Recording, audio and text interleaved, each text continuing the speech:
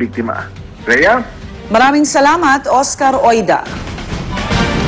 Kaugnay naman ang nangyaring aksidente sa Alabang Viaduct noong Lunes na nakuhanan sa CCTV. Binigyan ng 72 oras ng LTFRB ang jackliner upang ipaliwanag ito. At kapag hindi raw nakapagbigay ng incident report ang jackliner, posibleng masuspinde ang kanilang prangkisa. Pero nilinaw ng LTFRB na wala pa silang sanksyon na maaaring ibigay sa jackliner dahil dadaan pa sa investigasyon ang insidente. Sa investigasyon ng Muntinlupa City Police, pagsabog sa kanang gulong sa likuran ng bus ang lumalabas na naging sanhi ng aksidente. May tao? May tao. Yung Natumalon? rear, yung right side na yun sa kanan, nag-blown out siya o sumabog. Kaya yung nag-cause yung kuha niya. Plus yung medyo umuulan kahapon, yung slipper yung kan, yun yung naging cause. Kaya nagkaroon ng aksidente. Kung mapapatunayan naman na may pagkukulang ang driver ng bus, isa sa ilalim siya sa iba't ibang training at seminar at maaari rin daw irekomenda ng LTFRB ang suspensyon ng lisensya nito. Ayon naman sa pamunuan ng jackliner, nagsumiti na sila ng incident report sa LTFRB. Gumawa na rin daw sila ng internal investigation at nangakong susundin ang lahat ng kailangan ng pulisya at LTFRB sa investigasyon. At hindi rin daw nila tatalikuran ang kanilang mga pasaherong nasaktan. Aba, dapat lang. Diba? Oo naman, parang kita mo naman, parang alam mo yung speed na yun, hindi yun sasabihin, hindi naman Sinasabi yung sinasabi nila 60. Oo, parang ano Kung nga makikita daw natin dyan, according to Ivan, siya yung nag-cover niya. May dalawa pa palang taong tumilapon, no? Nung, doon sa... ayan. Talagang lumabas sa bus. Yun lumabas galing sa bus. Pero sarado tong bus na to eh, no? Hindi to yung style ng bus na nakabukas eh. Air condition. So dapat nabutas yung gilid niya kung saan tumulapon sa left side. Oo, diba? yan. Grabe talaga. Tsaka warning din ito sa lahat ng mga lahat ng mga nagmamaneho, lalo na pag umuulan, pag basa ang kalsada. This is a warning. Tingin ko yan ang nangyari, yan yung medyo umuulan-ulan. Oo, basa yung daan. Eh, buti kung yung driver lang yung sakay. Alam mo, kaya Ang talaga pasahero, pwede pa siyang makadamay ng ibang motorista. Exactly. Imagine mo itong kotse na to, na spare lang ito. Grabe. Imagine, at saka yan. Pwede siyang sumampa doon. Nananahimik ka doon sa lane mo, tapos nag-cut, diba? Buti hindi rin nakaano doon sa... Swerte rin yung mga kotse sa kabila, no? Pero yung ganyan kasi, I wonder if they can measure it in terms of, kasi how can you establish kung 60 kilometers per hour siya without the skid marks, it's wet, di ba? So yun yung laban, it's his word against, you know, your, di ba, yung feeling ko na, ay, beyond 60 kayo, paano rin naman natin alam? Wala namang nakitang bus na kung mag-travel, dahan-dahan. Wala nga. Kaya ang basihan, kaya baka hindi na 60. Tsaka nakikita naman sa video na talagang mabilis na siya. Pero may mga nagsasabi na maybe that was a time na out of control na nga kasi May sumabog daw ba na gulong? Gulong daw. Pero baka kaya naman sumabog yung gulong. Baka masyado ng, alam mo yung kalbo na.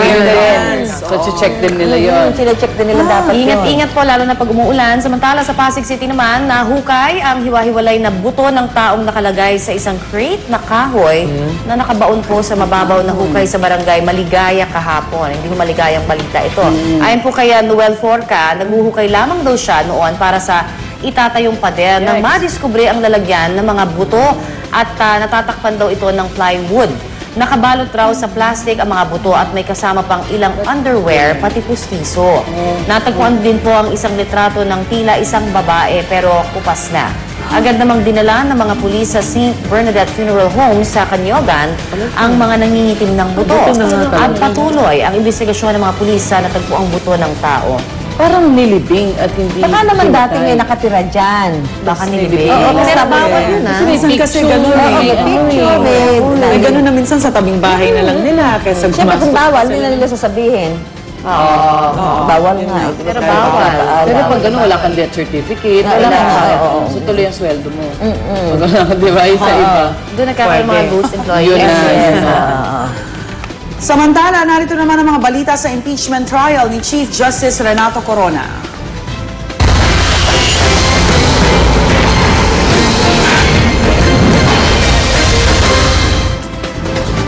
Sa Day 17 ng impeachment trial ni Chief Justice Renato Corona, naging mainit pa rin ang diskusyon ng talakayin ang umano'y paggamit ng peking bank documents ng prosekusyon upang makakuha ng sabina. At dahil nga rito, muling tumaas ang presyon ni Senator Judge Miriam Defensor Santiago. This is a very, very strange, bizarre document. My goodness, If you bring this to any trial judge in the entire country, particularly in Metro Manila, you'll be cited for contempt. If I were a trial judge, I would say you're wasting my time. Sheriff, take him to city jail. I beg the indulgence of this court. I'm hyperventilating because I'm very, very upset. I will leave this court immediately because I'm sure I have hypertension. Sa kabila po ng nararamdaman ni Senadora Santiago, hindi pa rin niya pinalampas ang katwiran ng prosekusyon sa korte na obligasyon daw nilang isumite ang mga bank document umano ni Corona na nakuha nila sa isang tinaguriang small lady. The prosecution believed that it is its duty to submit the document to this court as they may have a bearing on the court's resolution of the pending request for subpoena. Huh? Say again? One, I heard someone who I cannot identify say something. Number two, I read it in the media. Now, it is my duty to bring it to the attention of the court. Duty my foot. It is not your duty. It is your liability. Sa sobrang gigil po ni Santiago, di na niya natapos ang sesyon at dumiretso na siya sa klinik at doon nagpakuha ng blood pressure. Ang kanyang presyon tumaas ng 170/90. Kaya naman agad din siyang umalis ng Senado pagkatapos nito. Ang depensa naman muling iginiit ang pagtuto sa mga inilabas na sabpina para sa mga bank documents ni Chief Justice Corona. Sa gitna ng mainitang pagtatalo, pumagitna na si Presiding Officer at Senate President Juan Ponce Enrile.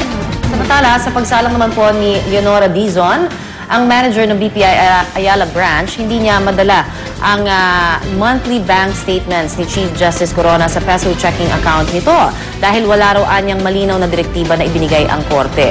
Sa testimonya ni Dizon, sinabi niyang wala raw allied account o iba pang financial instrumentalities gaya ng time deposit, money placement, trust fund at iba pang cash investment si Corona sa kanilang branch.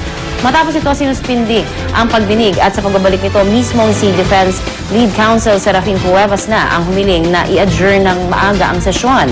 Bukod kasi sa Valentine's Day, kaarawan din kahapon ni Presiding Officer Juan Ponce Enrile.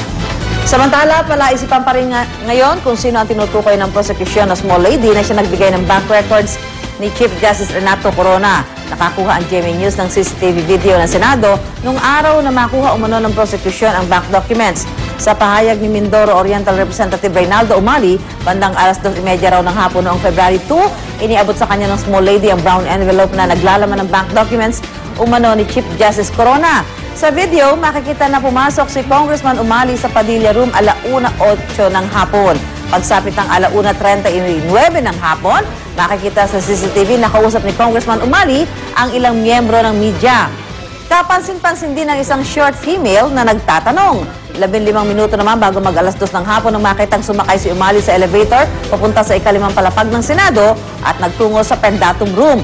Halos 30 minuto siya roong nagtagal at paglabas ay nakikipag-usap sa isang individual na isang short female batay sa ulat. Pero sa kuha ng CCTV ng Senado, mapapansing walang iniabot sa kanya na anumang bagay ang kausap na babae. Sumunod na rito ang kuha ng pagbaba ng kongresista patungong session hall at pasado alas 3 ng hapon ng lisanin ni Umali ang Senado. Pero sa kabila ng pagsusuri sa CCTV ng Senado, nanindigan si Umali sa kanyang mga pahayag at handa raw siyang humarap sa investigasyon. Kasi kung hindi nag-exist si small lady, yung tanong nga, paano nag-leak yung bank records si Corona? Or fake yung sinasabi nila. Fake. Kasi sa illegal na paraan ba? Dahil, syempre, ano yan pribado yung mga dokumento. Ang sinasabi ni Annabel Chongson, yung sa PS Bank din, ay hindi daw talaga tugma. Although may parehong account numbers or entries. Pero sa original. Hindi yun original copy ng, or yung parang copy ng mismong galing sa bank. Alin mas maraming pera. yung galing sa Hindi lang sa galing. Pero mga problema yung mga senator judges, ito yung tinatawag nilang fruit from a poison tree. Ebidensya na galing ba sa illegal na paraan. Kasi kung illegal yung pagkakakuha, baliwala yung Article 2. Kasi tandaan nyo parang Hindi siya admissible. Sinasabi nga ni Presiding Judge Enrile, di ba, na parang kung ito yung ihaharap nyo sa amin, di ba, at hindi naman yung sinasabi na nga ng PS Bank, syempre, na hindi yan nanggaling sa kanila, then fake yan. Exactly. At kung sinasabi nyo naman na totoo yan, yan, then may mananagot sa PS Bank. Sino nag-leak Oo, nun? siguro yun naman ang prosecution, masalimuot. pinag-isipan din naman nila, yung nagbigay naman siguro, sa tingin naman nila, reliable kung hindi talaga sampal sa mukha nila yan. Unless na, yun na nga Kaya pa lumabas. minsan excited sila, di ba? Nagpapapress sila agad, nag-aano sila. Ang duda ng marami, meron talagang nag-leak from inside, pero hindi binigay o nilabas yung original copy, kinopya lang. Kaya naibigay sa kanila.